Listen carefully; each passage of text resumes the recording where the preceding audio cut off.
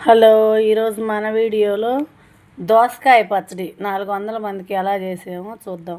ఓ 10 కేజీలు దోసకాయలు చెక్కు తీసి సన్న ముక్కలుగా కట్ చేసి పక్కన పెట్టుకొని, 1 కేజీ వేరుశనగపప్పు, వంకాయలు, పచ్చిమిరపకాయలు, టమాటా అన్నీ వాడ్చుకొని తాలింపు పెట్టి పక్కన పెట్టుకొని, మనం రెడీ చేసుకున్నవన్నీ గ్రైండర్కి వేసుకొని తాలింపు వేసి కలుపుకుంటే మన దోసకాయ పచ్చడి రెడీ అయ్యింది.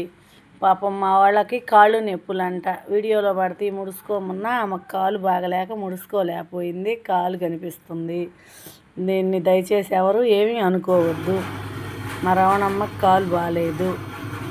దోసకాయ పచ్చడి రెడీ అయిన తర్వాత ఇంకో తాలింపు, క్యారెట్ తాలింపు, సాంబారు. ఈరోజు మన క్యాంటీన్లో క్యారెట్ తాలింపు, సాంబారు, దోసకాయ పచ్చడి. మీ అందరూ సబ్స్క్రైబ్ చేసి, లైక్ చేసి, షేర్ చేయండి.